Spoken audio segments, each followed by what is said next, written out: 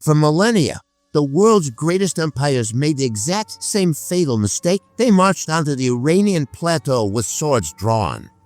They were certain they could wipe their civilization off the map. Alexander the Great, the Roman legions, and the Arab caliphates all tried. Even the ferocious Mongol hordes thought they had won.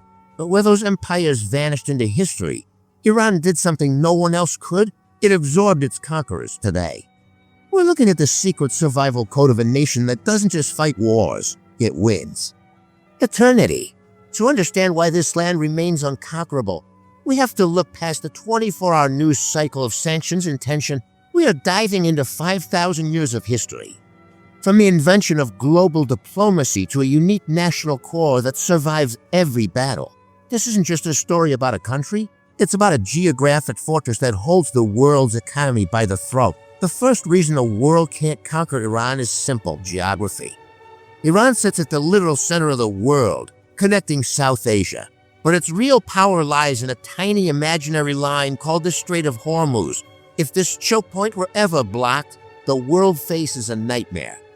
Nearly 20% of the world's oil flows through this narrow passage for a country like India. A shutdown would mean instant inflation.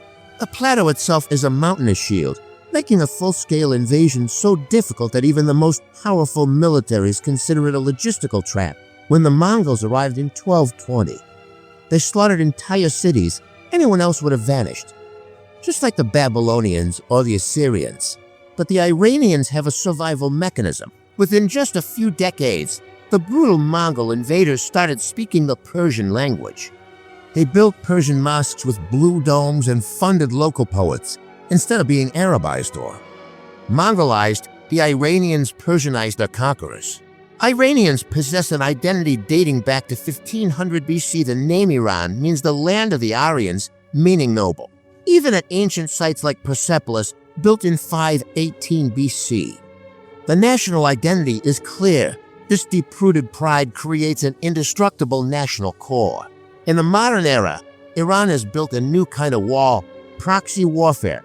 They have created what experts call the axis of resistance by supporting groups across the region. Iran created a buffer zone that keeps conflict far from its own borders.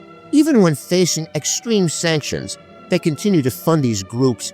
As long as these proxies stand, an attack triggers a regional war. Finally, there is the power of ideology. Long before Christianity, Zoroastrianism was born here. The taught that life is a battlefield between light and darkness. This belief gave the nation a phenomenal sense of unity. To be Iranian was to be a warrior of light against the outside world, whether it's the Islamic Revolution or current standoffs.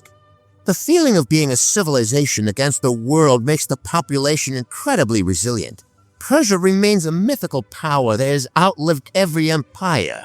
Hit that subscribe button to join us as we uncover the truth behind complex nations. What country should we deconstruct next? Let us know in the comments below.